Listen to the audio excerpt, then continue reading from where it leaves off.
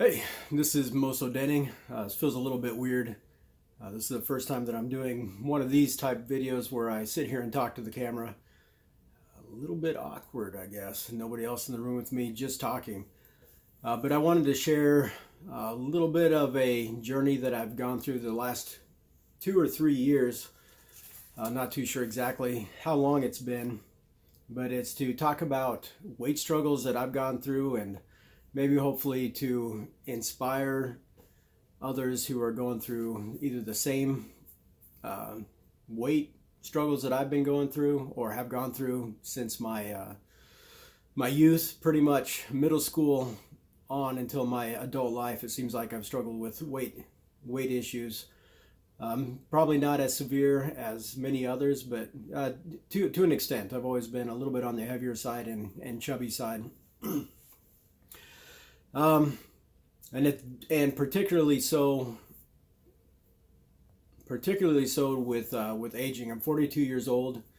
I know that I began to see definitely metabolism wise more difficulty in managing and maintaining weight, or a good healthy weight, after I turned 36, 37 years old, and especially after I had back surgery, which reduced the amount of physical activity that I was able to do. So I am a soldier. I've been a soldier for 16 years. I joined a little bit later in life when I was 26 years old. And here's a little bit about weight for being a soldier. About every 6 months, you have to go in for a height and weight weigh-in. So depending on how tall you are, you get a maximum weight.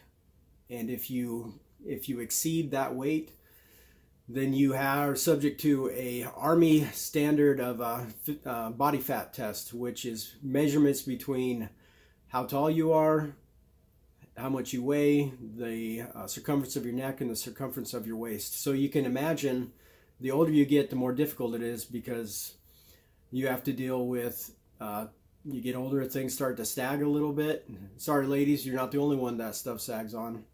But skin and fat starts going places where you don't want it to go, particularly for me around the waist and the love handles, which does not help the tape test.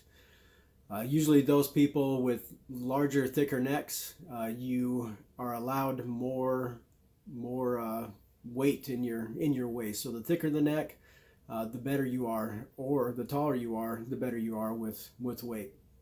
But as I've gotten older, especially the last 2 or 3 years, it's been a little more of a struggle. I've never really made the weight standard, and so I'd always be taped, but I was never concerned because I would always pass the body fat percent for my age and for the max. As I got older, the gap for my max and what I taped shrunk smaller and smaller, so I started to get worried, and that brought me to trying taking drastic measures, trying dangerous things.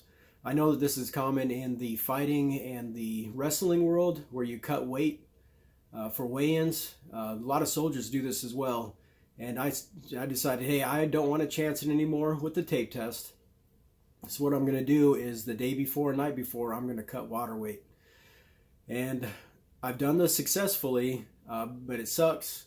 And until you weigh in, you're suffering, and it's probably taking a physical toll on yourself or myself in that matter or case. I think the most that I dropped in a 24-hour period was probably 12 pounds of water weight, and so I'd ensured that when I went in, I weighed under my max weight, and so I wouldn't have to worry about the tape test, didn't have to worry about the circumference of my neck or the circumference of my waist. I did this a few times. It sucked, and I didn't want to do it anymore. So I made up in my mind, what I'm going to do is I'm just going to lose weight, and I'm just going to keep it off so I don't have to worry about it anymore. And so that led me to research a little bit. And I kind of thought about it. I have, gotten older. I do a lot more desk work, and I was thinking, do I really need to eat as much as I do sitting at a desk? Or do I need to eat 3 meals a day, get the calories I need sitting at my desk? I thought, heck no, I could probably do this in one meal. And lo and behold, while I was researching and Googling and looking at YouTube videos, there's intermittent fasting. I didn't know existed. But I ran into it, and it was the same thing I was thinking about.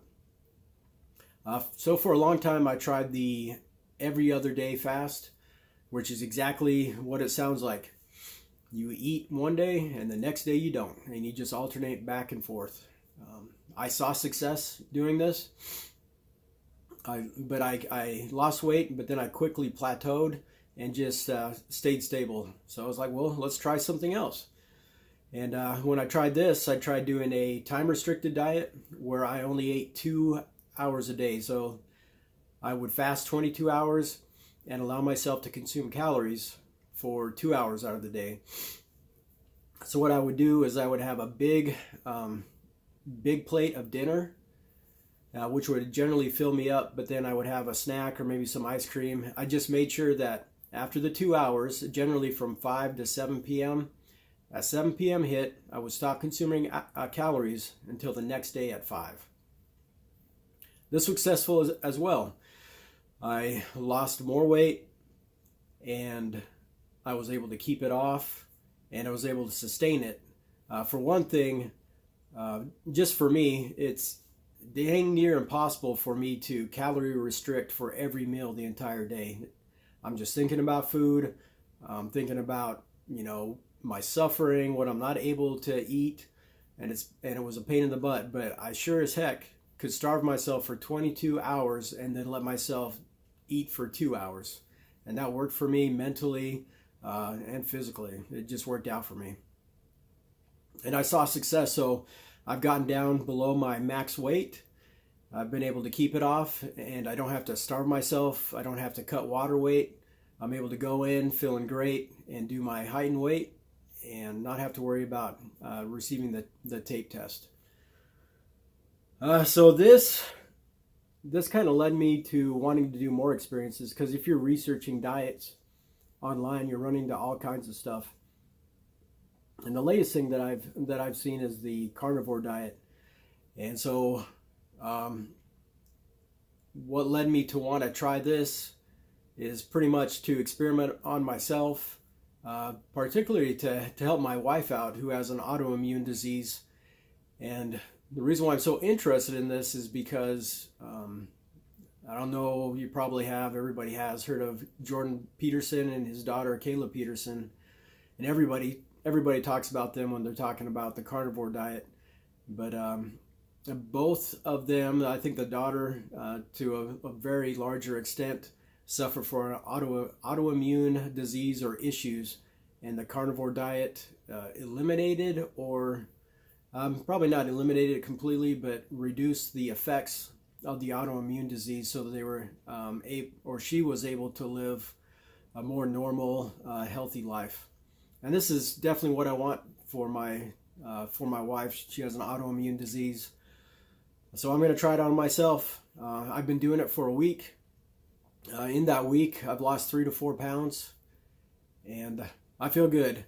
It's kind of weird. When I did the fasting for 22 hours, I'd wake up, and then soon after waking up, I start getting those hunger pains that make you a little painful in the gut, make you a little nauseous until they subside, and then lunch would roll around. The same thing would happen.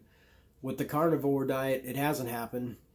I don't feel hunger the same way, and I get full quicker and on less calories with protein and fat.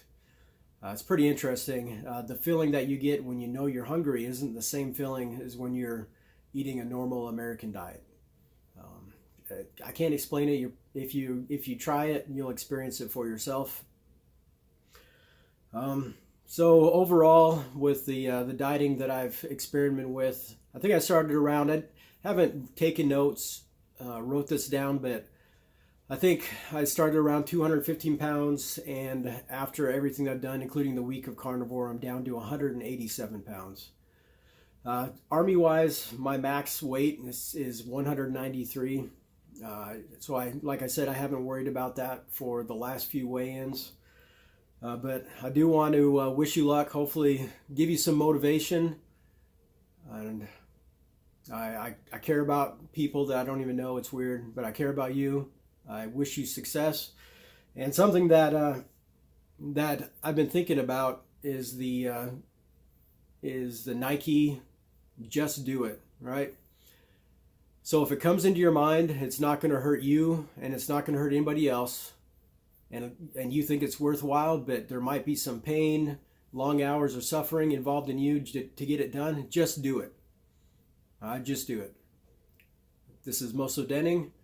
I hope that somebody found this interesting and maybe helpful. Okay, talk to you later.